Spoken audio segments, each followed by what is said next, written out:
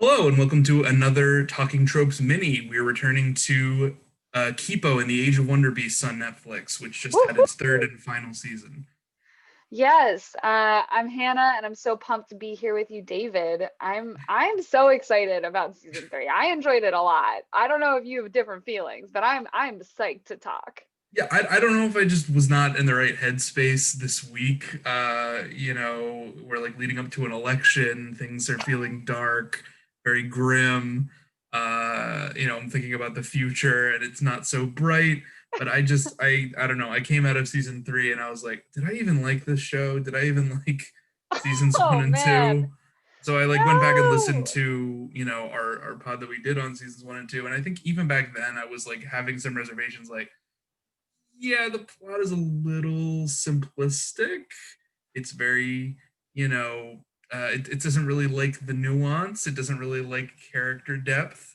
It doesn't really like, Well, what do you you mean know, it doesn't like character depth? I'm curious about that particular I statement. think that most characters are pretty shallow in their motivations, especially any motivations that conflict with Kipo's. Just I want to be good and do good. Mm-hmm. Um, so if they have like a difference from that, it's usually like well, I just know that the mutes are evil and they're bad. And then they're pretty much changed from that belief by interacting with them once. And then that's it. So that Mm-hmm. to me seems like a pretty sort of a shallow motivation for each of those characters if they're able to Okay. like swap allegiances that quickly. Mm. All right. And then on top of that, just like the plot, very very straightforward, very simplistic. We have to stop the bad guy who's developing a bad weapon. The bad weapon is the bad thing. It's a ticking clock. Stop the bad guy, and then everything's good because there's no inherent like conflict between different groups' interests. It's just there is Mm. one bad guy, which is it's kids TV, but I think I had to be in the right mindset to really you know, go kid brained. Yeah, I don't know. I really enjoyed this conclusion to the series. I think it's definitely in keeping with the rest of it. So, if you're questioning season three, I guess it makes sense that you'd be questioning your enjoyment of season one and two as well. Um, Yeah, it's definitely in line with the first two seasons. If you enjoyed those, I imagine you would still enjoy this. yeah, which I did because I will say I was a little bit disappointed with the soundtrack in season two. I was like, not enough songs, not enough like great pops. Season three delivered. Like there are songs on songs on songs, and I was very into Yeah, that aspect honestly, of I it. found all the songs in this season extremely cringe. Just especially the Whatever. ones that were sort of diegetic, where the characters are singing. I just There found was that only all there was only one really cringy diegetic song, which was the promposal okay. There's the apology song. promposal apology song, and then there was the Narwhal K-pop I jam, and love the Narwhal K-pop jam. I'm sorry, uh, you can't. You're just a K-pop hater, David. Like you have to own that fact about yourself, and then well, I like think I admit that think it's a bop. TikTok K-pop stands, they I think they recognize that to anyone outside of their community, it's a little cringe, but I mean, I don't even think it's that cringe. It's any other kind of boy band love. yeah, Like well, yeah, I don't know. I think it's but fine. yeah, I People think like outside songs and of pop any boy music. band subculture, it all just is a little cringe. I mean, you remember what it was like when Bieber became the figure of ridicule of torment because Yeah. yeah, boy pop star to anyone who's not in the target demographic, it just seems a little cringe, I don't which know. is I mean, I was never a Bieber fan, and I'll admit to not liking his music as much as some other things, but like he had some bops, especially at the beginning, and he still has some like bops that I can like nod my head along to. And I think that's all K-pop is asking, its listeners to enjoy is like something fun that you can dance to. It's got a bop. Some cute boys are singing it. That's all you have to like. And I I'm thought that just it's just expressing I'm just what I saying felt, which is that this song was cringe. The I the disagree Promposal song was strongly. cringe. The I thought that the Promposal song was Bumblebee cringe. song was cringe. What? I I like thought the it was Bumblebee all song. I thought it was all just cringe. The lyrics, especially, because they just don't David, sound like David, are you lyrics for like a song that somebody wrote. They sound like they were written for TV. okay? That's fair. Um, I still enjoyed all of them. Um, you really didn't like I the first. can't I help what I can. don't like. I'm sorry. No, I know. I'm just like I'm shocked. Like normally you're very forgiving about things, and you normally you're a Kipo, and I feel like you're a real Dr. Amelia right now. All right, should we get into spoilers then? Just Yeah, start blasting off let's into do it. spoiler time. Where did we leave off in season two, and what is season three? Just like wham bam, Well, thank you, ma'am. we left off with Kipo has discovered her ability to turn into a giant mega jaguar and has Mm-hmm. stopped the evil Charlemagne, Scarlemagne, sorry, Scarlemagne. otherwise known as Hugo, from dipping everyone in molten gold, Yeah. and now he's in prison, and uh, there's this. They've rescued all the humans from his pheromones, and there's one particular human who is dedicated to curing all of the mutes and changing them back into regular old animals so that humans can reign supreme on the surface again. Her name Mm-hmm. is Dr. Amelia, and she has a bunch of followers, and she's convinced all of Kipo's friends and family, except for her father and her mother, who is a giant monkey, to go with her. Yeah, and like some random kids that Kipo saved a while ago. Right. Yeah. Um, so we pick up with Hamufa. That's a big driving force for like the first half. I mean, I would say all of it, but like definitely the first half is very Hamufa focused, which is the Right. Human Mute Friendship Alliance. Right. I take it you hate this. I don't hate it. It's just, it's a fun little sort of distraction from what would be the plot, which is just, basically outright we should be going and getting Dr. Amelia, and I guess throwing her into a pit full of sentient fungus, because that's what it all ends with anyway. But So, they I give her a lot of mean, chances, David. That's the whole point. right. I don't know that like the chances giving is presented enough as being like a positive thing. It's just sort of Really? something that you have to do, sort of a, like a moral imperative kind of thing. Like if you don't give them six chances, then you're a bad person if you throw them into the fungus. But if they Mm, fail that sixth chance, then it's okay to feed them to the fungus. yeah. I would agree. It's a little bit interesting that, Kipo really does kind of swerve in the last like two episodes or so, and explicitly says like Dr. Amelia deserves to be punished, which is a very like un-Kipo statement in general, I would say. Right. And Well, I and mean, does doesn't she comes around on that too? But it's just like, yeah, that we have to save Dr. Amelia too when she becomes a mega mute and she doesn't right. want to be. But Yeah. like, if the only thing, literally, the only person in the entire universe who cannot be convinced in in a second, in an hour, that mutes are good, if she's the only one who's, because she's been traumatized by her abusive father, another, Hmm. you know, really played out trope when it comes to villainy. Yeah. Uh, if she's the only one who is unchangeable, and they make a big point about trying to change her, so I know Hmm. that the show must be saying that she's unchangeable because they tried really really Yeah. hard and they didn't change her, and then they Right. didn't treat it as like a big failure when she didn't change. Hmm. So I guess we're supposed to think, good, she's being punished Yeah. appropriately for her bad actions, which is Right. fine. But then why not just do that from the beginning? Why constantly give her the benefit of the doubt? I don't understand.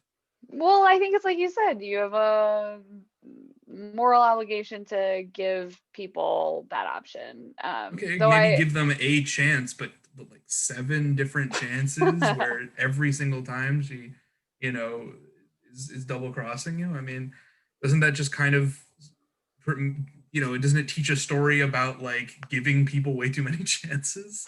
I don't know. Like the type of evil that people encounter in their real life is not Yeah. the kind of cartoon evil that they see. If they're taught that, well, in order to bring punishment against someone, they must betray you 5 times. Like, I It's think not like maybe a that's like witch's curse. right. I don't think that's a great lesson, and I don't think it's great storytelling. All right, that's fair. Is there anything that you did really like about this season? Right. I need to feel more positive. I need to embody positivity. I Yeah, really liked Dave's episode. I don't Dave know. was great.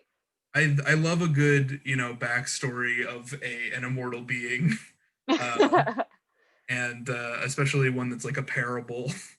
Um, so yeah, Dave has a wonderful flashback of back to when he met Benson, and it's very adorable and sweet, Yeah, we and learned also that. has a little something to say about society. Right. So, it's about ending the cycle of war and violence, Right, through a which conflict over an electric fan, right over a stupid battery stuff. powered electric fan. I was watching this with a friend and she was like, "Damn, the batteries in that fan still going Well, maybe strong." they're replacing the batteries. You don't know I that they're not know, replacing I them. know, but it's just like a funny concept to consider in the moment. So in this one we get it's not necessarily a twist, but Kipo's mom, who we discovered in season 2, was the mega monkey, who was sort of the antagonist or an antagonist of season 1.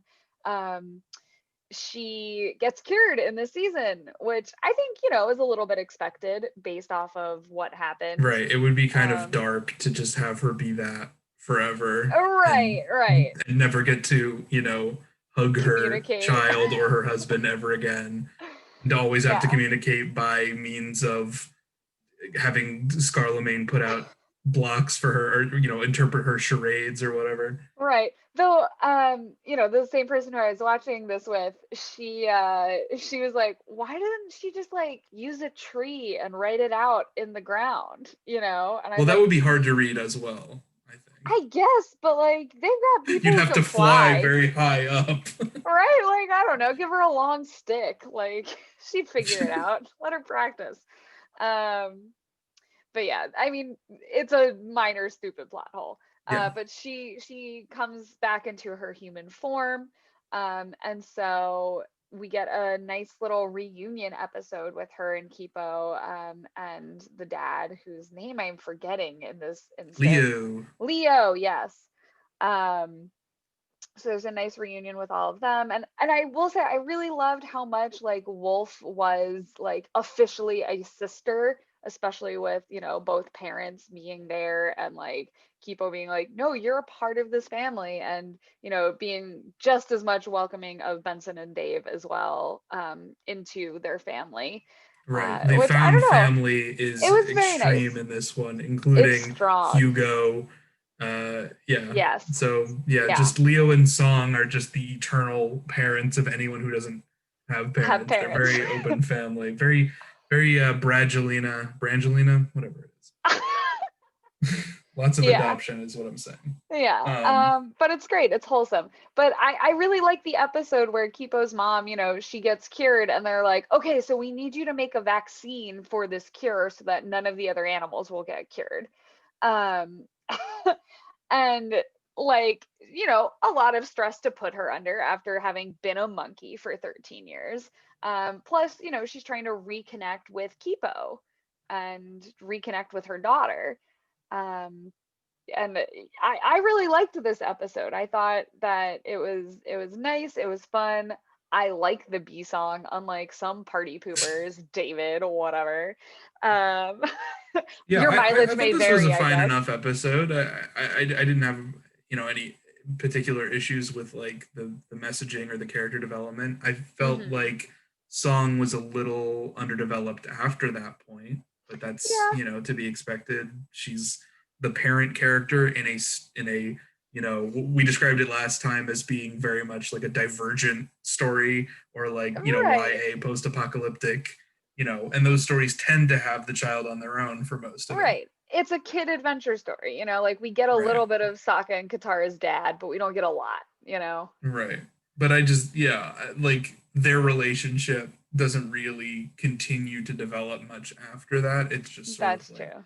okay, I'm done being overprotective or underprotect, whatever her issue was. I don't even remember, but Well, she her had issue an is that issue. she wanted to not necessarily be protective, but like wanted to be like the world's best mom and make Right. up She for wanted to lost make up for lost time. time. Right. Yeah. Yeah. So that doesn't really continue to be an issue, nor does Yeah. anything in their relationship. So, whatever. It's fine. It's fine. Other things that I thought were underdeveloped. That you thought were underdeveloped, or no, we're doing things we liked. Things that I liked. Troy and Benson's relationship, A plus Yeah, that was what plus. I was gonna say was underdeveloped. What? No, stop. Well, like How? what is Troy's like defining character trait He can again? sing. Oh, I don't well, I know if don't that's like his that. character trait, but he can sing. He was the shining bright spot in the Human Apology song. Right. Well, he can sing, so Yeah.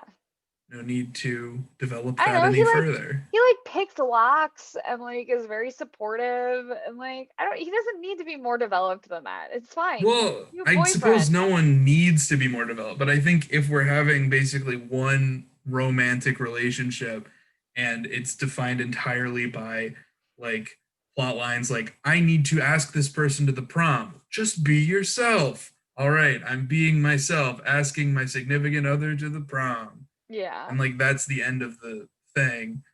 And then he doesn't really play any role in, the fighting or Well, he's the never been a conflict. fighter.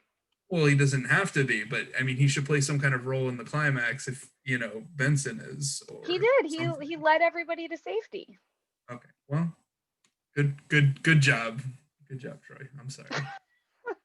I just didn't find their relationship very interesting. Here's the thing, it It's doesn't need to be groundbreaking because it's a male I'm gay saying it relationship. it definitely doesn't need to be groundbreaking. I'm just saying like there should be like some kind of conflict or something to make it more, I don't dynamic. know. It's pretty static as a relationship. They I kind of don't think meet, they ask each other out, they both think the other one is cute and nice, and then they go out and then they do maybe a couple bonding activities, but I don't not know much else. what's going on between Sokka and Suki. Like it's not a particularly developed relationship other than she's also good at kicking butt. Like Well, yeah, I would say that that's also a pretty underdeveloped relationship, but it's just not the only relationship in that show.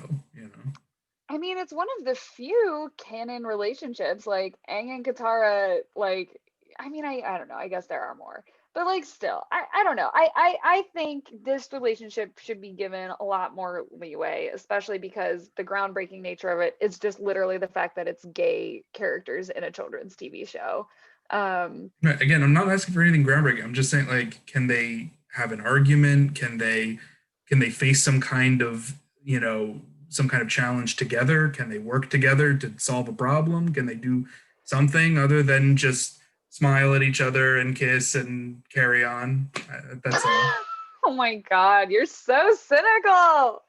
You're just like so down on it. All right, that's fine. All That's fine. right, We'll my keep my going. bad. No, it's fine. Like, I don't think you're wrong to necessarily ask more from these characters, but like, it's I'm just saying. I'm okay. Let me put it this way. I'm thinking about like Shira, which again is okay. a show that I still really enjoy, Uh-huh. and that show is all about the drama, right? And Mm-hmm. I'm a sucker for drama, and it Yeah. doesn't it doesn't even the characters who are very like simple, like Spinnerella and Natasa, like there's a point where one of them gets mind controlled, and you have to grapple with, oh, I need to get my wife back, like that kind of thing. Right. So, I mean, at least that's something to sort of complicate or throw a wrench into a relationship. And all the Mm-hmm. other relationships have that sort of, complication in Shira, but it's just not present here because it's just a very nice show for nice people who are happy. And I guess I'm not happy enough to enjoy it. Oh my gosh. Uh, um, yeah, I mean, I guess you're right. I understand what you're saying.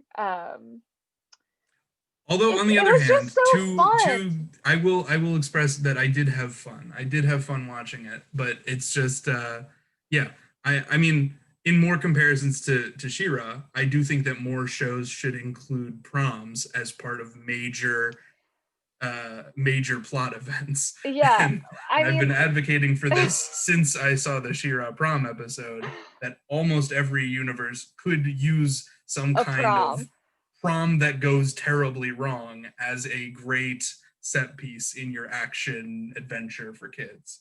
I mean, I'm just saying we should maybe see like we should do a little digging into this trope. I feel the beginnings of a regular talking tropes episode Right. here. But I think it's basically just starting. I haven't seen it in many adventure shows or fantasy shows. These True, big but proms. prom episodes in general are certainly a thing that we could Oh, of talk about. course, but I would advocate that this be like in Star Wars, in the Marvel All right. Cinematic Universe, in Everyone goes and I to guess it was prom. in Spider-Man Homecoming, sort of. Yeah, it literally Um, was. but I would like to see this more. That's It was all. in Stranger Things, though I guess it wasn't like a set piece. Right. It was more like a And it didn't get finale. crashed by monsters. That's right. It was just kind of ominous. Right. Yeah, all right. Well, let's see. So the majority of the conflict this season is Kipo trying to get the mutes to work together against Dr. Amelia, and then also her own feelings about having to fight her former friends, the Burrow people, and then ultimately stopping Dr. Amelia from trying to unmutate and Right. I basically mean, like murder all of these people. it's interesting because it's very much like a conflict of like public perception and trying to portray yourself as good, because at first like a lot of her people just kind of assume that she's been kidnapped by the Yeah. mutes and that she's not really on their side, and then when she makes it clear that she is really on their side, they're like, well, wait, is she like a terrorist or something, or is she Yeah. brainwashed, like what's going on, because This we were doesn't sound like brainwashed like a Kipo. second ago. Yeah. But at the same time, they recognize like the sincerity of Kipo because she's Hmm. just always that sincere, and she's not acting strategically like she's trying to, capture the humans. Yeah. She's acting very non-strategically, which is, Though there, exactly what identifies her as a good guy. right. Though it is interesting because there is an episode where the humans are sort of coming to attack the Timbercat village, and they set a bunch of traps for everybody because they're like, Right. if we just trap everybody and then talk to them, then it'll be fine. And the way direction I wanted this to go was that they successfully trap everyone, but then they're like, you fucking trapped us. Why would we listen to you? Right. But it did not go in that direction. It went more in the direction of, oh shit, we can't trap everybody, and now Kipo has to like fight everyone. Right. Well, I think the real thing was that she receives a prediction that she'll have to fight her own people, and she Yeah. resists that. And the idea is that fighting is sometimes good, sort of a Mr. Miyagi take, where it's like, if you must fight, do it for a good reason and win. Hmm. And so, if she had just turned into a jaguar at the beginning, she would have immediately realized that she's immune to the cure darts, Right. Because it and was then made the with her conflict. DNA. Right. And then the conflict would have just ended peacefully. But because she chose to try and trap them first and engage them in kind of nonviolent, but I guess forcefully arresting people is a form of Somewhat violence. violent. Yeah. Uh, because she tried to do that and not like punch people, she ended up getting several mutes changed back into regular animals, regular rat, regular bird. Right. Yeah. Which is sad. And Yamyan Hammerpaw, standout of the Timbercats, is transformed. And we will forever mourn his timber Right, is caddy it loss. played by Steve Bloom? Is that right? Yes, it is Steve Bloom. Steve Bloom dies in fucking everything, man. Like, what can you do? Oh, poor Steve Bloom characters. Poor Steve Bloom. But he gives a great performance as Yum Yin, and then he turns into an adorable little kitten who sticks around for the rest of the show. Um, yeah, I mean, I would definitely agree with you that the show is simplistic about what causes these kind of divisions in the first place and how easily they can or can't be resolved. But there's a part of me that, you know, in our current times, like kids need to have a little hope if they're gonna Right. keep moving Again, I'm forward. being And I overly think the show critical of a lot of provides these that. elements. I mean, Yeah. I do think that it's still a good show for kids. It's still, but it's just I think that some of the like a lot of the side characters to me have just started to feel like a bit cringe because they're all sort of hyperactive, if they don't have like a Kids. catchphrase, they have some kind of, yeah, they're like kids. So, there's like the squirrel characters who keep repeating themselves and they have short-term memory loss and they are hiding all of their treasures and they can't remember where they hid them. And it's just like, they're throwaway characters. Like they can be like a little annoying, Right. but I just found them incredibly grating. And I don't, I can't help that was No, just my reaction to them is like, get these no, that's squirrels fair. off the screen, get back to I anything with our honestly, main cast. I agree. The squirrels were definitely a little bit grating and were not like a high point of Right. the I started to feel that way about like season. every character who wasn't Wolf, Kipo, or Benson or Dave. Like I just started to feel that way about Oh everybody. wow. Like just get rid Dang. of all these people. Like Dogue, the dancing girl. I was like, no, I stop. think she's Just fine. leave. I'm sure she is. I'm sure it's just me. I'm just saying this was my visceral reaction to the season. And the like You're dumb just the Grinch hench. who stole Kipo. Right. That's what I'm being. The hench woman, the sidekick to Greta. yeah, Greta, that's her name. And like her main character trait is that she just is a buffoon and is a total blundering hench person. Hmm. I wanted her to leave and just leave us I don't alone. know. How do you feel about the Hugo redemption arc? Do you feel like that was handled well or See, here's a the little thing. sloppily? I like the Hugo redemption arc. I hate the ending of the Hugo redemption arc where he Right. dies Well, because it didn't I need to have happen. it's a trope that I dislike, but I understand that people love that trope No, I mean, we've talked of about the this trope. self-set. Oh, absolutely, we have. Yeah, I think Yeah, mostly in like our peace out episode where we talk about pacifism and right. And we redemption talk about arcs. how and redemption arcs and yeah, all these redemptive characters who then just end up Dead. by the last But episode. like that's what I was enjoying so much about Hugo's arc is that it didn't seem, because so much of this season was about being able to forgive each other even for like terrible things that we've done, and like being able to break the cycle and move forward, and that, revenge is not necessarily the answer. Um and I just don't think that like a heroic sacrifice was a necessary element to that redemption arc, Right. like it just I didn't. also liked about him that he did not change his personality entirely once he was Yeah, captured. not It at was all. not like a flipped switch. He had always been kind of nice to Kipo and liked the cut of her jib. Right. And he was always sort of open to people liking him for him.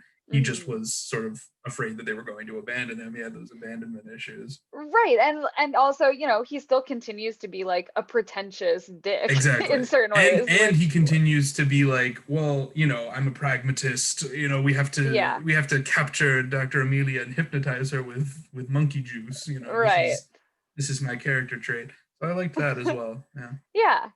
And I like that it's not, just Kipo delivering a bunch of friendship speeches, but it's also Wolf, who, I think Kipo has had some of the most development with over the course of the Right. series. Wolf is now taking on this mantle and saying, listen, if we do this, it's going to undo all of the work. We can't just like capture or take out Dr. Amelia behind everyone's back, because that'll make it seem like it was a trap or a ploy. And, that's not breaking the cycle. Right. So I liked that part of it, and I liked Hugo sort of coming around to that.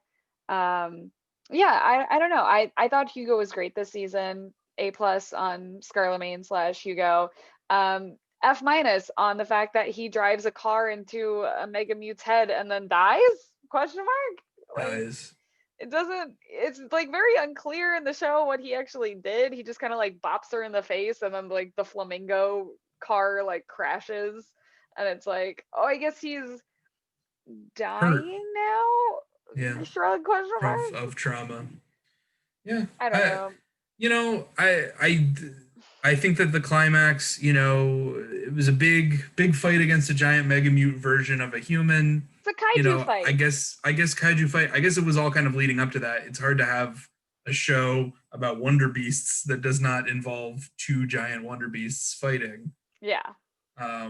So yeah, I don't have any problem with that being the climax. It's definitely a Hmm. big scale fight. It didn't feel to me as big like of a climax as season two.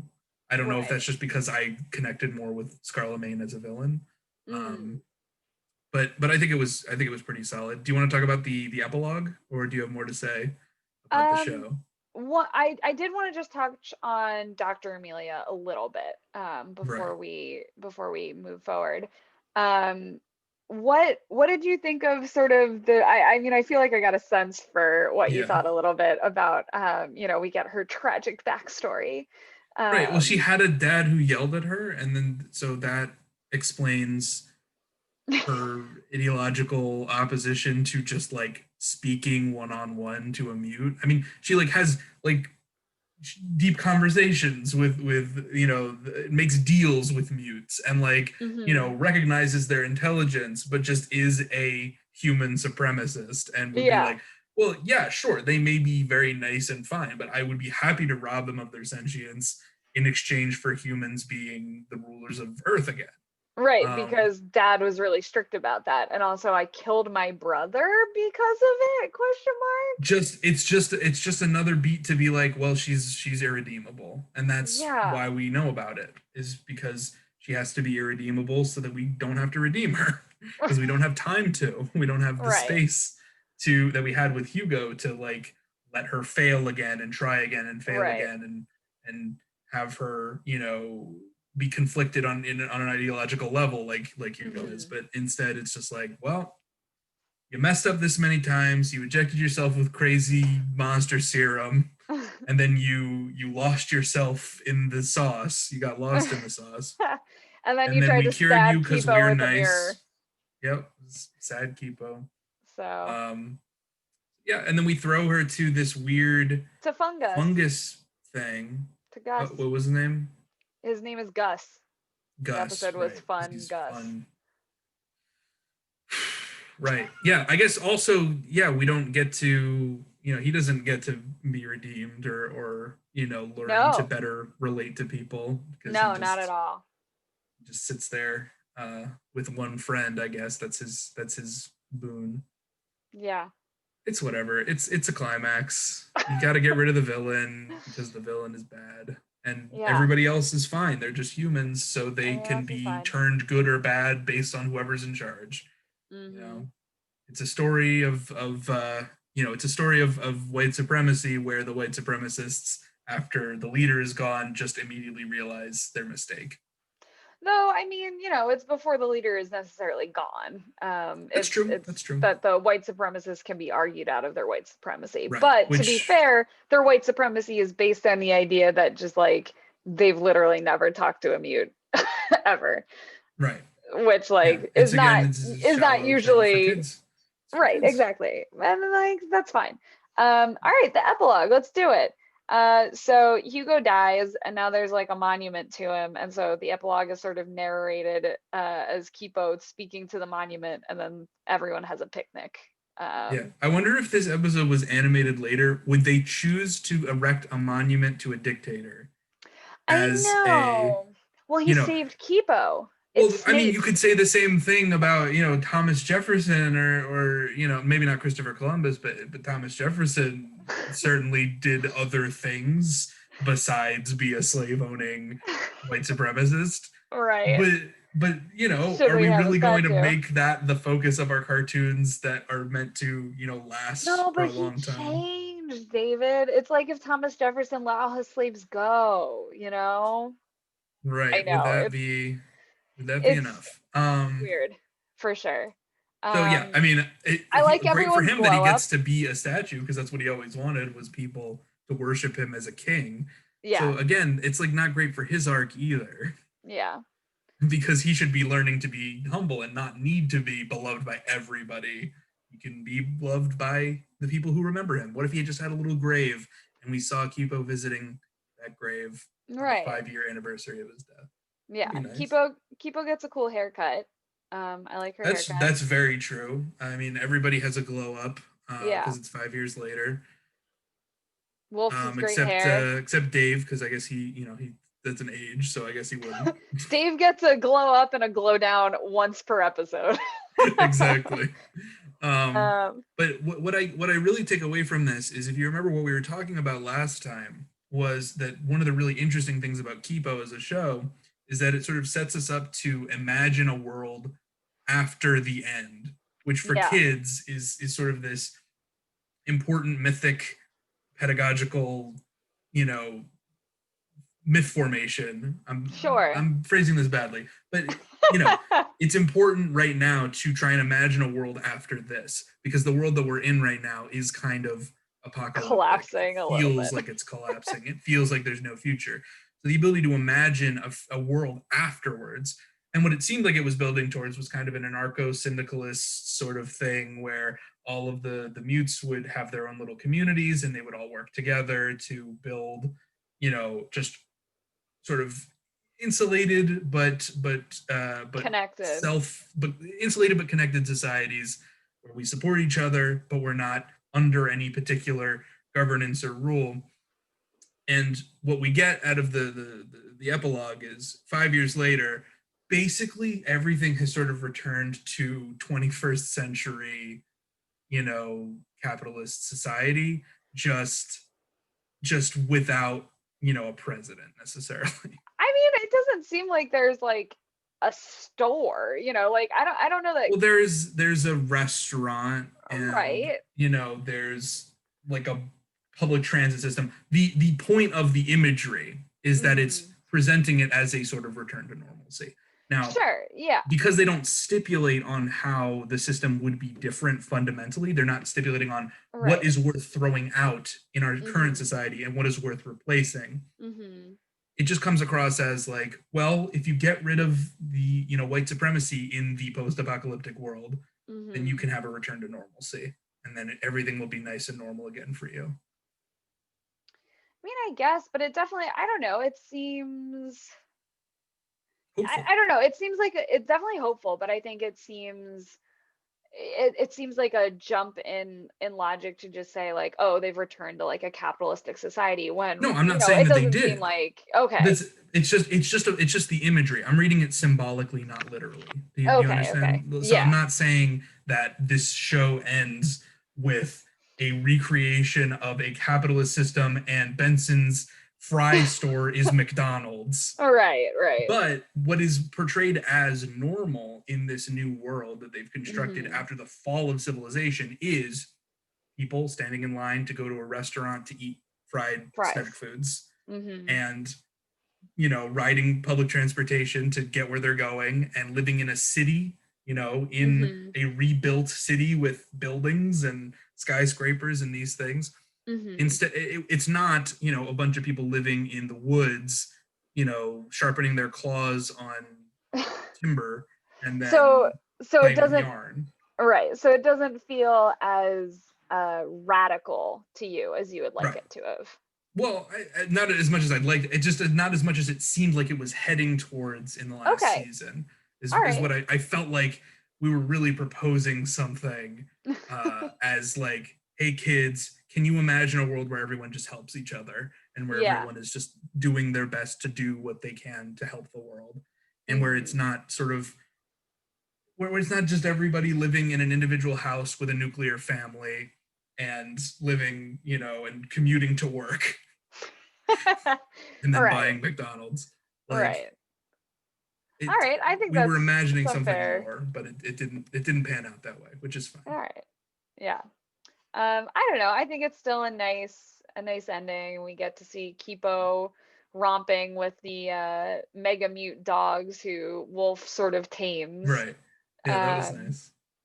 Yeah, maybe you disagree with me. If you do, maybe I just hate epilogues. Maybe I'm extremely biased against epilogues. So that can be if you don't want to disagree Listen, with me, but you also don't want to dislike the epilogue, maybe I'm just a hater. Maybe I just hate do epilogues you and wait, K-pop. do you hate this? I think you might just hate K-pop, but I think that one you just might hate it. Um, but did you hate this epilogue or were you just like disappointed in it? I, I was a little disappointed in it. Okay. I think it's mostly fine. I tend to Yeah. just not like epilogues in general. All I right, prefer fair to enough. end things on sort of an ambiguous note, I think. But I guess, Okay. for kids, they want to know that they live happily ever after. And for a Mm-hmm. kid, 5 years is about forever to Forever. them. It's really forever. It's so unimaginable.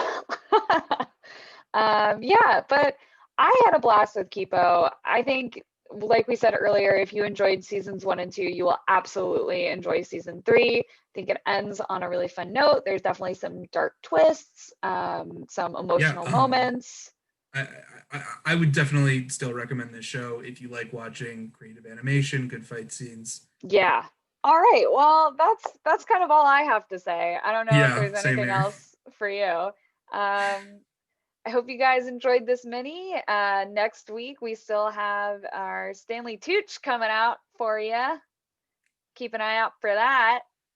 And we'll see you then. See ya. Bye.